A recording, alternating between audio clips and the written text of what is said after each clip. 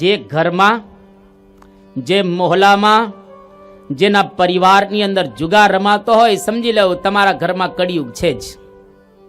એટલે આપણે જુગાર રમવો જોઈએ નહીં, જો કળિયુગથી બચવું હોય તો. અને આજે હિન્દુસ્તાનમાં, સમગ્ર વિશ્વમાં જુગારી વાતાવરણ બહુ છે. હું અત્યારે વિશેષ એનું નિરૂપણ કરતો નથી, પણ અત્યારે બહુ જુગાર રમાઈ રહેલો. લગભગ 3 વર્ષ પહેલા હું ઊંઝાની અંદર પારાયણ કરવા માટે ગયો હતો, અને અમારું ત્યાં આગળ જે મેદાન હતું, એ મેદાનની પાછળના ભાગમાં એ લોકોએ કહ્યું કે અહીંયા આગળ ક્રિકેટ ઉપર સટ્ટો રમાય છે. એ વખતે મેચ ચાલતી હતી ક્રિકેટની. કેટલા બધા વરલી મટકા અને વાત પૂછોમાં, ત્યાં જબરજસ્ત અત્યારે જુગાર રમાઈ રહેલો છે. તો મહાભારતમાં એક જગ્યાએ કહેવામાં આવ્યું, નષ્ટા દ્યુતે ન પાંડવાહા. જો પાંડવો જુગાર રમ્યા તો બધું જ હારી ગયા, અને 12 વર્ષનો વનવાસ અને 13મું વર્ષ ગુપ્તવાસ, આખું કુટુંબ ખલાસ થઈ ગયું. એટલે આપણા ઘરની અંદર, જો કે અહીંયા આગળ તો હોય જ નહીં વાતાવરણ, આ લપસણી ભૂમિ છે જુગાર. અત્યારે તમે જો વિશ્વનું વાતાવરણ બહુ જ ખરાબ રહેલું છે. લાસ વેગાસ અમેરિકાનું એક શહેર છે, એમાં બહુ વધારે જુગાર રમાય છે. મકાઉ ટાપુની અંદર પણ જુગાર રમાય છે. ગેન્ટિંગ હાઇલેન્ડની અંદર પણ જુગાર રમાઈ રહેલો છે. એટલાન્ટિક સિટી અમેરિકાની અંદર જુગારનું જ આખું નગર છે, ત્યાં રમવા માટે જાય છે. અને ત્યાં કહેવામાં આવે છે, કહેવત છે કે 6000ની કારમાં બેસી અને ત્યાં જાય, પાછા આવે ત્યારે 80000ની ટ્રેનમાં આવે છે. સમજ્યા?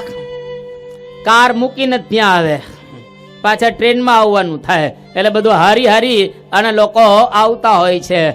એક ક્ષેત્રે જુગાર રમાઈ રહેલો છે. જુગાર એટલે શું? ઓછું આપવાનું અને વધારે લેવાનું.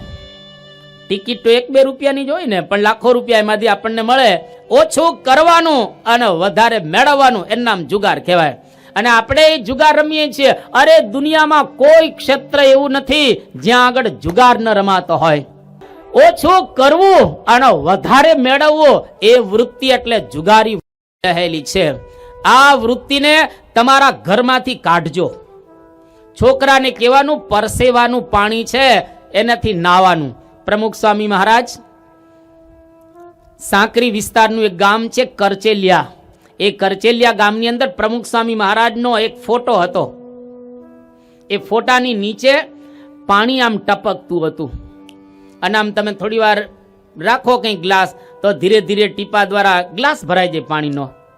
અને પાછળ કશું કંઈ ગોઠવેલું નહોતું, પણ ખાલી ફોટો ટીંગાડેલો પરચો હતો. અને પ્રમુખ સ્વામી મહારાજ એ ઘરે પધરામણી કરવા માટે ગયા. પ્રમુખ સ્વામી મહારાજને કહેવામાં આવ્યું કે બાપા, જો તમારી મૂર્તિમાંથી આ પાણીના ટીપા પડે છે. પ્રમુખ સ્વામી મહારાજ શું બોલ્યા? એ કે આ પાણીનો કોઈ મતલબ નથી. એ વખતે બાપા પધરામણી કરતા કરતા એને પરસેવો વળેલો. સ્વામી આમ કરીને કહ્યું કે આ પરસેવાનું પાણી છે એ બરાબર છે, આ પાણીથી કંઈ અર્થ સરવાનો નથી. એટલે મહેનતનું આપણે કંઈક મેળવીએ, જેથી કરીને આપણી જુગારી વૃત્તિ ટળે. તો તમારા ઘરમાં નાના નાના છોકરા હોય, એને મહેનત કરાવજો. જો 50% લાવતો હોય તો એને 60% લાવે, એવી રીતે એને વંચાવો. ઘણી વખત તો મા બાપને ખબર જ નથી કે મારો દીકરો કયા ધોરણમાં ભણે છે. આવાય છે મા બાપ. આપણે પૂછીએ તમારો દીકરો કયા ધોરણમાં ભણે, એને જ પૂછો ને કયા ધોરણમાં ભણે. મને ખબર નથી. લે, તને ખબર જ નથી કયા ધોરણમાં ભણે છે, કેટલા ટકા લાવે છે, કશો કંઈ ખ્યાલ ન હોય. નાના નાના દીકરાને દીકરીને ખોળામાં બેસાડી અને એને એવા પાઠ શીખવાડો કે જેથી કરીને એ બરાબર મહેનત કરતો થાય, હરામની વૃત્તિ એમાંથી નીકળી જાય. આ પહેલી વાત. પહેલું સ્થાન આપ્યું કળિયુગને. બીજું આપ્યું પાનમ. પાનમ એટલે પીવું, એટલે દારૂ, સિગારેટ, છીકણી, આ બધું જે કોઈ પીતા હોય એની અંદર પણ કળિયુગ રહેલો છે. આજે આ સંદીપભાઈને આપણે યાદ કરી લઈએ. આ વ્યસનની વાતો ચાલી રહેલી છે. સંદીપભાઈ બાળ મંડળના કાર્યકર હતા, અને એને બહુ શોખ હતો કે આપણે જેટલા માણસો આ વ્યસન મૂકે તેમાં બહુ રાજી થાય. ઘણા બધા સ્થાનોએ જઈ અને લોકોને વ્યસન એમને છોડાવેલા છે. આજે આપણે એમની યાદ કરીએ. આજે 23 તારીખ છે, 23/2/2018 સાલ. એટલે આજે બરાબર સુરેશભાઈ 2 વર્ષ પૂરા થયા ને. 2 વર્ષ આજે પૂરા થયા સંદીપને ધામમાં ગયો એને. તો આજે જ્યારે પાનમની જ વાત ચાલે છે અને વ્યસન મુક્તિ માટે સંદીપને બહુ જ ઉમંગ હતો, તો આજે એના માનની અંદર આમ તો એના સગાવાલા બધા જ અહીંયા આગળ બેઠેલા છે. તો આજે એને 2 વર્ષ પૂરા થાય છે અને આ પારાયણનો અહીંયા આગળ માહોલ છે. જો બની શકે તો આજે વ્યસન છોડજો. હું તમને આગ્રહ નથી કરતો એટલા માટે કે તમારા જીવનની અંદર પૈસા તમારા છે, શરીર તમારું છે, કુટુંબ તમારું છે, પણ જો બરબાદ ન થવું હોય અને ખરેખર બચવું હોય તો આજે વ્યસન છોડજો. તમે તમારું કુટુંબ સુખી થશે.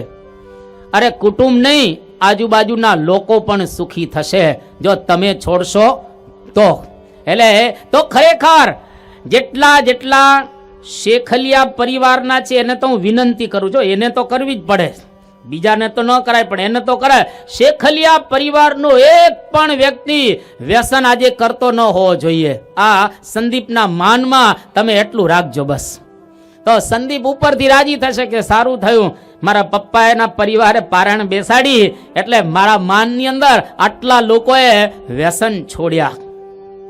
ટૂંકમાં આપણે જ્યાં આગળ પાનમ કેતા પીવાતું હોય ત્યાં પણ કળિયુગ રહેલો છે, એટલે એનાથી પણ આપણે બચવું જોઈએ અને એ પણ આપણા જીવનની અંદર આવે નહીં એનો પણ આપણે ખ્યાલ રાખીએ. અને જીવનની અંદર ઘણા બધા આપણે કાર્યો કરતા હોઈએ છીએ, પરંતુ અહીંયા આગળ બહુ સુંદર પરીક્ષિત રાજા એ પેલા શુદ્ર પુરુષને કહી રહેલા છે કે રાજન, જીવનની અંદર કોઈ પણ પ્રકારના વ્યસનો છે એ રાખવા નહીં. અને ત્રીજું સ્થાન આપે છે કુલટા સ્ત્રી. જ્યાં આગળ કુલટા સ્ત્રીઓ રહેલી હોય ત્યાં પણ હંમેશને માટે આ કળિયુગનો વાસ છે. એટલે કુલટા સ્ત્રીઓ એટલે કે જેને આપણે વેશ્યાઓ કહીએ, ગણિકાઓ કહીએ, તો જ્યાં ગણિકાઓ રહેતી હોય ત્યાં પણ કળિયુગ રહે છે. એટલા માટે એવા સ્થાનથી પણ આપણે દૂર રહેવું. અને ચોથું સ્થાન આપે છે હિંસા. જ્યાં આગળ કતલખાનાઓ હોય ત્યાં કતલખાનાની અંદર પણ કળિયુગ રહે છે. આ 4 સ્થાન આપ્યા. દ્યુતમ કેતા જુગાર, પાનમ કેતા વ્યસનો, ઉલટા સ્ત્રી કેતા ગણિકાઓ અને જ્યાં આગળ હિંસા થતી હોય ત્યાં 4 જગ્યાએ કળિયુગ રહે છે.